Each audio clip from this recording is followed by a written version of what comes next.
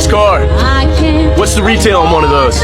More than you can. ስሙ በዓለም ሁሉ ይታወቃል። የአሜሪካም የጥንካሬና የአይበገሬነት ተምሳሌት ነው። ወደ አሜሪካ ባዶ እጁን ያቀና ተስጦ ያለው ተስፋ የማይቆርጥ ፍጥነትና ጥንካሬ መለያ የሆነ መካኒክ ነው። ህይወቱ በጀብዱ የተሞላ ከፍታም ዝቅታንም እስከ ጥግ ያስተናገደ ስዊዘርላንዳዊ ስደተኛ ነው። ራሱ በመሰረተው ኩባንያ ተራ ሰራተኛ የሆነ አስገራሚ ሰው ነው። ሁሉን አግኝቶ በመጨረሻ ህይወቱ ፊቱን ያዞረችበት የዓለማችን ተጽዕኖ ፈጣሪ ሰው ነው። ይህ ብዙ ያልተባለለት የሉዊስ ቼቭሮሌት ታሪክ ነው። ሉዊስ ቼቭሮሌት እንደ አውሮፓውያኑ አቆጣጠር ታህሳስ 25 ቀን 1878 በሀገረ ስዊዘርላንድ ተወለደ። አብዛኛውን የልጅነት ጊዜውን ያሳለፈው እዚያው ከጆራ ተራራ አካባቢ በትንሽዬ መንደር ነው። ሉዊስ ከቤተሰቡ 7 ልጆች ሁለተኛ ልጅ ሲሆን የእጅ ሰዓት ማምረቻ ኢንዱስትሪ ውስጥ በመስራት ቤተሰቡን ከሚያስተዳድረው ከአባቱ ጆሴፍ ቼቭሮሌት ጋር ይሰራ ነበር። ሉዊ 9 ዓመት ሲሆነው ቤተሰቡ ከፍተኛ የኑሮ ችግር ስለገጠማቸው የትውልድ ከተማቸውን ለቆ ድንበሮችን በማቋረጥ ወደ ፈረንሳይዋ ከተማ ቦን ለመጓዝ ተገደዱ። በዚያም አባቱ አዲስ የእጅ ሰዓት መደብር ከፍቶ መስራት ጀመረ። ያም ሆኖ ግን 9 ቤተሰብ ለመመገብ የሚያስችል በቂ ገንዘብ ሊያመጣላቸው አልቻለም። የቤተሰቡ የኑሮ ትግልና ችግር ከጊዜ ወደ ጊዜ እየተባባሰ ስለሄደ ምግብ ሳይበሉ የሚያሳልፉት ቀናቶች መቆጠር ተጀመሩ። ከዚህም የተነሳ ሉዊ ገና በ11 ዓመቱ ትምህርቱን አቋርጦ ቤተሰቡን ለማገዝ ሮቢን በተባለ የብስክሌት መጠገኛ ውስጥ መስራት ጀመረ። በዚያም መሰረታዊ የብስክሌት ጥገናን በፍጥነት ለመማርና ብስክሌት ለመጠገን ጊዜ አልወሰደበትም። ገና በለጋነት እድሜው በብስክሌት ጥገና የተካነ ሆነ። በ16 ዓመቱም ፍሮንትኔክ የተሰኘች የራሱን ብስክሌት ለመስራት ቻለ። ፉክክርን ከልጅነቱ የሚወደው ሉዊስ የተለያዩ በርካታ የብስክሌት ውድድሮችን አንደኛ በመውጣት ማሸነፍን ተያያዘው። የእሱ ተሰጦና የአሸናፊነት ግስጋሴ በኑሮ እየታገሉ ያሉትን ቤተሰቡን ከመመገብ አልፎ በወጣቱ መካኒክ ውስጥ ፈጣንና ቀልጣፋ የመሆንን ስሜትን አዳበረ። እንደ አውሮፓውያኑ አቆጣጠር በ1897 አንድ ቀን ሉዊስ ዊሊያም ኪሳን ቬንደርቢልት የተባለ በወቅቱ ከነበሩት ባለሀብት አንዱ የነበረው የቆርኔሊዮስ የልጅ ልጅ የነበረ አሜሪካዊ ንብረት የሆነውን በእንፋሎት የሚነዳ ባለ 3 ጎማ ሳይክል ለመጠገን ዴላ ፖስት ወደ ተባለ ሆቴል ተላከ። ይህ ባለ 3 ጎማ ሳይክል በወቅቱ ከመጀመሪያዎቹ ተሽከርካሪዎቹ አንዱ ስለነበረና ያልተለመደ በመሆኑ በአካባቢው ሁከትን ፈጥሮ ነበር። ሉዊ በስፍራው በደረሰ ጊዜ ባየው ነገር በጣም ተደነቀ። ከዛ ቅስፈት አንስቶም በተሽከርካሪ ፍቅር ተያዘ። ሉዊም ሳይክሉን በተሳካ ሁኔታ በመጠገን ለባለቤቱ አስረከበ። የንብረቱ ባለቤት ቬንደርቢልት ባየው የሉዊስ ተሰጦና ልዩ ችሎታው ተደንቆ ወደ አሜሪካም እንዲመጣ አበረታታው። ሉዊስ ቼቭሮሌት ወደ ዴላ ፖስት ሆቴል ካደረገው ጉዞ በኋላ የአትላንቲክን ባህር ለማቋረጥ ማለም ጀመረ። አሜሪካም የወጣቱ ሉዊ ህልም ሆነች።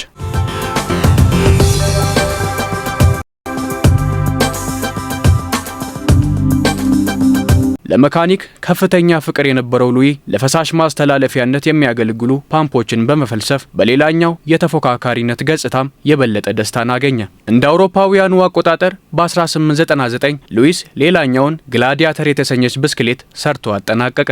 ይህ የሉዊስ አዲሱ ስራ አስደናቂ ከመሆኑ የተነሳ የዲራክ የተሽከርካሪ ኩባንያ ኃላፊ አይን ውስጥ ገባ። በኋላም ሉዊስ ቼቭሮሌት በኩባንያ ውስጥ ሰራተኛ ሆኖ ተቀጠረ። ሉዊስ በዲራክ በነበረበት ጊዜ መሰረታዊና አጠቃላይ የሞተር ውስጣዊ ክፍሎችን ተማረ። ችሎታው እየዳበረ የመጣው ወጣቱ ሉዊስ ከሚሰራበት ኩባንያ ውጪም በሰዓቱ ታዋቂ ከነበረው የፈረንሳዩ የዴዲዮን ቢዩታን የተሽከርካሪ ኩባንያ ውስጥ በመስራት ወደ አሜሪካ የመሄድ ህልሙን ለማሳካት ስራውን ቀጠለ።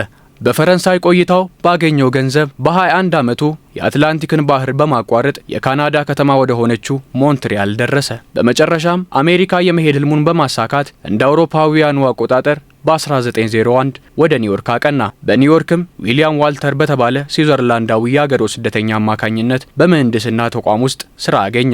በዚያም ጥቂት ወራትን ከሰራ በኋላ የአሜሪካ ቅርንጫፍ ወደ ሆነው ቢዩታን የተሽከርካሪ ማምረቻ ለመዛወርና በዚያ ለመስራት ወሰነ። በሚቀጥለው ዓመት እሱ የሚሰራበት ዴዲዮን ቢዩታን በመዘጋቱ ሉዊስ ስራ አጥ ሆነ። አዲስ ስራ ለማግኘት በተቸገረበት በዚህ ጊዜ ነበር አባቱ ጆሴፍ ቼቭሮሌት በሞት የተለየው።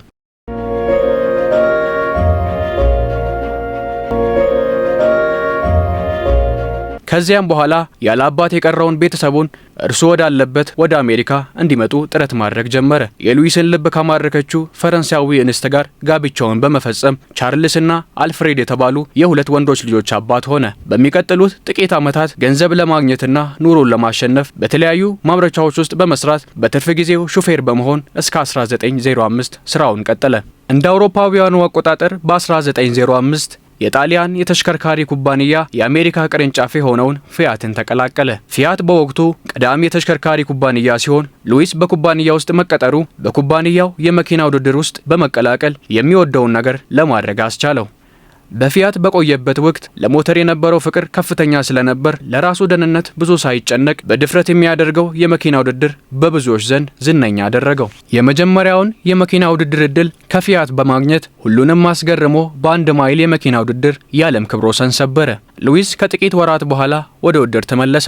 ነገር ግን ይሄኛው ውድድር በሀገሪቱ አሉ ከተባሉ ምርጥ የመኪና ተወዳዳሪዎች ጋር ፊት ለፊት መቅጠም ነበር። ከዚህ ቀደም የ1 ማይል ሪከርድ ካሸነፈ በኋላ ብዙ ሰዎች ቼቭሮሌት በእውነተኛ ውድድር እንዴት እንደሆነ ለማየት በጉጉት ይጠባበቁ ስለነበር የውድድሩ ወሬም በእጅጉ ተዳረሰ። ሉዊም ውድድሩን በማሸነፍ ብቃቱን አስመሰከረ። ይህ ድል ለሉዊ የበለጠ ተወዳጅነትና ታዋቂነትን አስገኘለት። በኒውዮርክ ታይምስ ጋዜጣም የፊት ገጽ ላይ ወጣ። ሉዊ ከሚታወቅበት ጺሙ ውጪም ጠንካራና ፈርጣማ ሰው ስለነበር የጥንካሬውም በውድድሮች ላይ ረድቶታል። የመኪና ውድድር መኪና እንዴት እንደሚሽከረከር ስለማወቅ ብቻ አልነበረም፣ ጥሩ ተፎካክሮ ውድድሩን ማሸነፍ መቻል እንጂ። ይህንንም ለማድረግ ሉዊስ ትክክለኛ ሰው ነበር።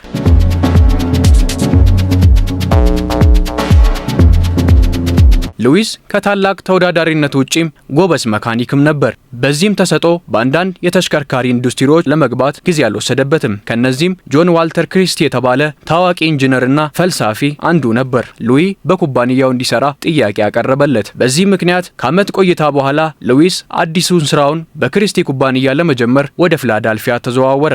በፊላዳልፊያ ቆይታው ችሎታውን በእጅጉ በማዳበር በተሽከርካሪዎች መስክ ያለውን እውቀትና የማሽከርከር ችሎታውን አሳደገ። በቀጣዮቹ ዓመታትም የቬንደርቢልት ዋንጫ ውድድርና የኢንዲያናፖሊስ 500ን ጨምሮ በብዙ ትልልቅ የመኪና ውድድሮች መሳተፉን ቀጠለ። ባደረጋቸው ውድድሮች በርካታ ሪከርዶችን በመስበር በሀገሪቱ ታዋቂ በመሆኑ ዴር ዴቪል ፍሬንችማን ወይም ፈረንሳዊ ጀብደኛ ወይም ደፋሩ ሰው የሚል ቅጽል ስም ተሰጥቶት ነበር። እንደ አውሮፓውያኑ አቆጣጠር በ1909 ሉዊስ በአሜሪካ ሻምፒዮንሺፕ ሁለተኛው ምርጥ የመኪና ተወዳዳሪ በመሆን አጠናቀቀ። ምንም እንኳን ሉዊስ በሚያደርጋቸው ውድድሮች አስደናቂ ስኬቶችን ቢያገኝም በውድድር ህይወቱ የከፈለው ዋጋ ቀላል አልነበረም። በተለያዩ አደጋዎች ብዙ ጊዜውን በሆስፒታል አልጋ ላይ ያሳለፈ ሲሆን አንዳንድ የእርሱ መካኒኮች እንደ እርሱ ያልታደሉ በመሆናቸው በውድድር መስመር ላይ ህይወታቸውን አጥተዋል። የሉዊስ ቼቭሮሌት የማሽከርከር ልዩ ችሎታዎች በመጨረሻም በመስኩ ላይ ያሉ ሰዎችን ትኩረት በመሳቡ የጄኔራል ሞተርስ ኩባንያ መስራቾች አንዱ የሆነውና የቢዩክ ሞተር ኩባንያ ባለቤት የሆነው ዊሊያም ዱራንት መጀመሪያ ሉዊን ለቢዩክ የመኪና ውድድር ቡድን አስፈረመው። የጄኔራል ሞተርስ መስራች ዊሊያም ዱራንት በራሱ ኩባንያ ውስጥ በገንዘብ ነክ ችግር ምክንያት ከከፍተኛ የአመራር ቦታው ከተባረረ በኋላ ወዲያውኑ ወደ ተሽከርካሪ ኢንዱስትሪ ለመግባት ማቀድ ጀመረ። ሉዊስ ቼቭሮሌት ለቡክ የመኪና ውድድር ቡድን ሲቀላቀል እድል በራሷ ሉዊስን ፈልጋ መምጣት ጀመረች። በውድድር መስመር ላይ ከሚያሳየው አቅምና ትርኢት በተጨማሪ በሀገሪቱ ላይ የገነነው የቼቭሮሌት ታዋቂነት ዊሊያም ዱራንት ለተሰማራበት የመኪና ሽያጭ ገበያው ቼቭሮሌት መኪና የሚል መለያ መስጠት ትክክለኛ ስም ነበር። ዊሊያም ሉዊንን አስጠርተው ሁለቱ የመኪና ኩባንያ እንዲገነቡ ሐሳብ አቀረቡለት። ሉዊም በዊሊያም ሐሳብ በመስማማት ከወንድሙ አርተር ጋር በመሆን ከዊሊያም ዱራንት ጋር የቼቭሮሌት ሞተር ኩባንያን በ1911 መሰረቱ። እቅዳቸውም ቀላል ነበር። የቼቭሮሌት ወንድሞች ተሽከርካሪዎችን ዲዛይን የማድረግ ስራን ሲሰሩ፣ ዊሊያም በግብይት ዘርፉ ላይ ያተኩራል።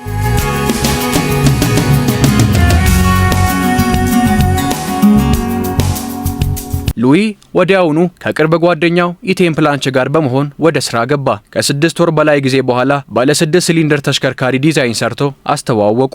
ይህ የሉዊ ዲዛይን ችሎታዎች ልክ እንደ ማሽከርከር ችሎታው ያህል ጥሩ መሆናቸውም ለሁሉም አስመሰከረ። አዲሱ ስራው የክላሲክ 6 የመጀመሪያ የቼቭሮሌት መኪናና የዲዛይነሯን ስም የያዘች ሆነች። ተሽከርካሪው ሲታይፕ በመባልም የሚታወቅ ሲሆን 4.8 ሊትር በኢንጂን መያዝ የሚችል በወቅቱ በአይነቱ ልዩና በሰዓት 65 ማይል ከፍተኛ ፍጥነት ነበረው። በ1913 ተሽከርካሪው ለህዝብ በመተዋወቅ በ$2250 ወይም በዛሬው 65000 የዋጋ ምንዛሪ ያለው ሆኖ ለገበያ ቀረበ። ቼቭሮሌት ክላሲክ 6 የቅንጡ መኪናን ስም በራሱ በማግኘት ከሽያጭ አንጻር ግን በመጀመሪያው ዓመት ውስጥ ወደ 500 የሚጠጉ መኪኖች ብቻ እንዳመረተ ይታመናል። ምንም እንኳን ሉዊስ በሰራው ስራና ፈጠራ ቢኮራም ዊሊያም ግን ሊያረከው አልቻለም። ሁለቱ መስራቾች ስለ ቼቭሮሌት ሞተር የወደፊት እጣ ፈንታ ለመወሰን መከሩ። ሉዊስ በኩባንያው የመኪና ተሽከርካሪዎችን ማምረት ይፈልጋል። ይፈልግ ነበር። ዊሊያም ግን በሉዊ ሐሳብ አልተስማማም። ይልቁንም ልክ እንደ ሄንሪ ፎርድ ሞዴል ቲ ያሉ በከፍተኛ መጠን ዝቅተኛ ዋጋ ያላቸውን ተሽከርካሪዎች ማምረት ላይ ማተኮር ፈለገ።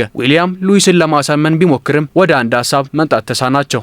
ሉዊስ መኪናውን ለማስተዋወቅ በሀገራት መዞሩን ቀጠለ። ከዚያም የትውልድ ከተማውን ዳግም ለመጎብኘት በአውሮፓ አጭር ረፍት ወሰደ። ከጉዞ ሲመለስ ዊሊያም ኩባንያውን ያለ ሉዊስ ፍቃድ ዝቅተኛ ዋጋ ያላቸውን መኪኖች እያመረተ በአዲስ መልክ ተዋቅሮ አገኘ። ሉዊስ በተደረገው ነገር ዘለፋ ተሰምቶት ነበርና በሁለቱ መስራቾች መካከል ሌላ ክርክር ተነሳ።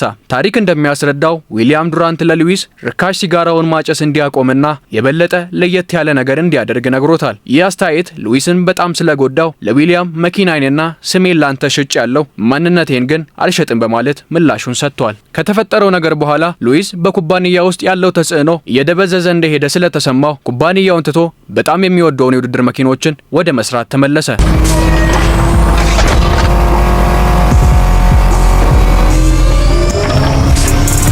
1915 ሉዊስ ውሎ አድሮ የወደፊት ህይወቱን ሁሉ የሚጎዳ እርምጃ ወሰደ። ይህም የኩባንያውን ድርሻ በመሸጥ በአሜሪካ ውስጥ ካሉ ሀብታም ሰዎች አንዱ የመሆን እድሉን አሳጣው። ይህም ውሳኔ ዊሊያም ዱራንት አሁን የቼቭሮሌት ሞተርስ ብቸኛ ባለቤት የመሆንንና ኩባንያው እንደፈለገው እንዲያደርግ ነጻነት ሰጠው። ስለዚህ ለግዢ ተስማሚ መኪኖችን በማምረት እቅዱን ማሳካቱን ቀጠለ። የቼቭሮሌት ክላሲክ 6 መኪና ሉዊስ በኩባንያ በነበረበት ጊዜ የተመረተ የመጀመሪያውና ብቸኛ መኪና ነው። ሉዊስ ቼቭሮሌት በፍጥነት በኢንዱስትሪ ውስጥ ካሉ ከፍተኛ የመኪና ምርቶች ውስጥ አንዱ በመሆን በፍጥነት ያድጋል ብሎ አስቦ አያውቅም ነበር። ሉዊስም የውድድር መኪናዎቹን በመስራት የልቡን ፍላጎት ተከተለ። ከሽያጭ የሚያገኘውን ገንዘብ ተጠቅሞ የፍሮንትኔክ ሞተርን በ1915 ተቋቋመ። ጊዜውንና ጉልበቱን በሙሉ አፍስሶባቸው የሰራቸው ፈጣን መኪኖች በቀጣዮቹ ጥቂት ዓመታት መኪናዎቹ በውድድር መስመር ላይ በእጅጉ ስኬታማ ሆኑ። ሉዊስና ታናሽ ወንድሙ ጋስተን በውድድር መስመር ላይ ለብዙ ወቅቶች ሲመሩም ቆዩ። በ1920 ወንድማማቾቹ በአገሪቱ ትልቅ የኢንዲያናፖሊስ 500 የውድድር ዋንጫን አሸነፉ። ሉዊስ ገና ትልቅ ነገር ከፊቱ እንደሆነ ሲሰማው ቀጥሎ የገጠመውን ነገር ግን ፈጽሞ ሊገምተው አልቻለም። እንደ አውሮፓውያን አቆጣጠር በ1922 ከቼቭሮሌት ወንድሞች መካከል ትንሹ ባቨርሊ የመኪና ውድድር ላይ ያለ በገጠመው አደጋ ሕይወቱ አለፈ። ሉዊ በታናሽ ወንድሙ ሞት በጣም አዘነ። ከዚህ የተነሳ ድጋሚ የመኪና ውድድር ላያደርግ ማለ። ከዚህ በኋላ ሀብቱም እያሽቆለቆለ ሄደ። የእሱ ኩባንያ ፍሮንትኔክ ሞተርስ ከሌሎች ባለሀብቶች ጋር በመሆን የመንገደኞች ተሽከርካሪ የመስራት እቅድ ነበረው። ነገር ግን በእነዚህ ባለሀብቶች ዙሪያ የወጡት የምርመራ ቅሌቶች ባለሀብቶቹ ከስምምነት እንዲወጡ አስገደዳቸው። ከዚያ በኋላ ብዙም ሳይቆይ ለኪሳራ ከመቅረብ በቀር ሌላ አማራጭ አልነበረውም። አሁንም ግን ስራውን በመቀጠል ከወንድሙ አርተር ጋር በመሆን የቼቭሮሌት ወንድሞች ማምረቻ ኩባንያን በማቋቋም ለተሽከርካሪዎችና የአውሮፕላን ሞተሮችን ማምረት ላይ ትኩረት አደረገ። ኩባንያው በቀጣዮቹ ዓመታት ውስጥ ማንሰራራት ጀምሮ ወደ ካናዳ፣ እንግሊዝና አውስትራሊያ ሳይቀር ስርጭቱን እያስፋፋ ነበር። ነገር ግን በወቅቱ ከነበረው በታላቁ የኢኮኖሚ ቀውስ ምክንያት አዲሱ ኩባንያቸው ለጥቂት ዓመታት ብቻ መቆየት ቻለ። ከዚህ በኋላ ሉዊስ ቼቭሮሌት በኢንዲያናፖሊስ ውስጥ የአውሮፕላን ኩባንያ ለማቋቋም ሞከረ። ነገር ግን ይህም በኢኮኖሚ ቀውሱ ምክንያት ለመዘጋት ተገደደ። በወቅቱ የቼቭሮሌት ኢንተርናሽናል ኩባንያ ቦቲ አርማ በዓለም ላይ በጣም ከሚታወቁት ውስጥ አንዱ የሆነ ነበር። በወቅቱ ፎርድ፣ ቼቭሮሌት እና ክሪስለር በአሜሪካ ውስጥ ከፍተኛ የመኪና ሽያጭ ትርፋማ የሆኑ ኩባንያ ነበሩ። እንዳለመታደል ሆኖ ዊሊያም ዱራንትም የቼቭሮሌት አጋር ሆኖ መቀጠል አልቻለም። ከፍተኛ የገንዘብ ዕዳ ውስጥ በመውደቁ በ1920 በግዢ ለመውጣት ተገደደ።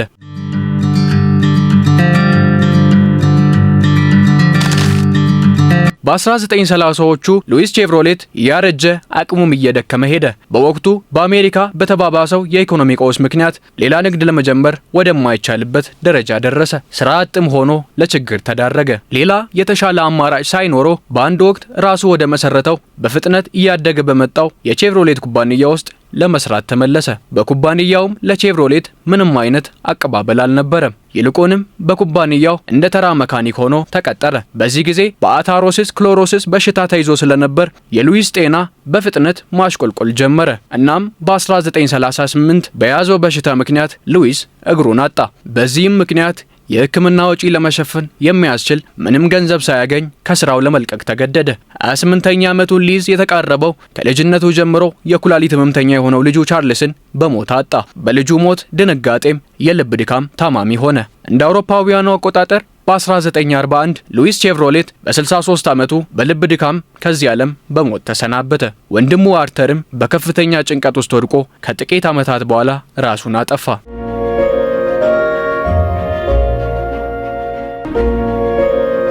የቼቭሮሌት መስራች ከሆነው ከሉዊስ አሳዛኝ ሞት በኋላ ኩባንያው የመኪና ሽያጮችን መቆጣጠሩን ቀጠለ። በ50ዎቹና 60ዎቹ አካባቢም ከፍተኛ ደረጃ ላይ ደረሰ። ኮርቬትን የመኪና አይነት ያስታወቀውም በዚህ ወቅት ነበር። በብረት ምትክ ፋይበር ግላስን በመጠቀም የተሰራ ባለ 2 መቀመጫ መኪና ነበር። ይህም ጥቅም ላይ መዋሉ የመኪናውን የሰውነት ቅርጾች ለመስራት ቀላል አድርጎታል። ይህ አዲስ ክስተት በአሜሪካ ውስጥ ከመጀመሪያው የስፖርት መኪናዎች አንዱ በመሆን በመላው አገሪቱ ታዋቂ ለመሆን በቃ።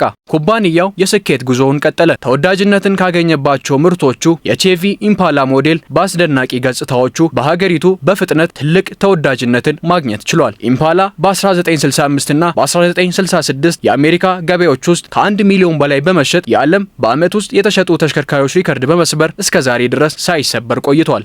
በዚያ ጊዜ በዩናይትድ ስቴትስ ውስጥ ከ10 መኪኖች አንዱ ቼቭሮሌት ነው። ምንም እንኳን የሉዊስ ሕይወት በጀብዱ የተሞላ ቢሆንም መጨረሻው ግን አሳዛኝ ነው።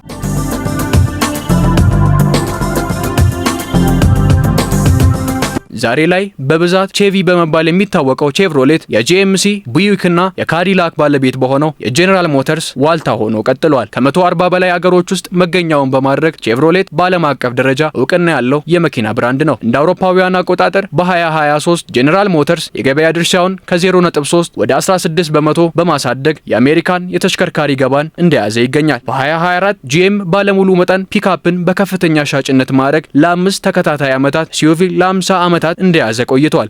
በ2024 የቼቭሮሌት የሽያጭ አቅም በ1.5 በመቶ በመጨመር ከ2019 ጀምሮ ያልታየ ደረጃ ላይ ደርሷል። ቼቭሮሌት እንደ ፎርድ ካሉ ተፎካካሪዎች ጋር በግንባር ቀደምነት በመወዳደር በመካከለኛው ክልል ሴደን ገበያ ላይ የበላይነቱን አሳይቷል። በ2023 ብቻ ብራንዱ በአሜሪካ ከ1.7 ሚሊዮን በላይ ተሽከርካሪዎችን በመሸጥ የ13 ነጥባን እድገትን አሳይቷል።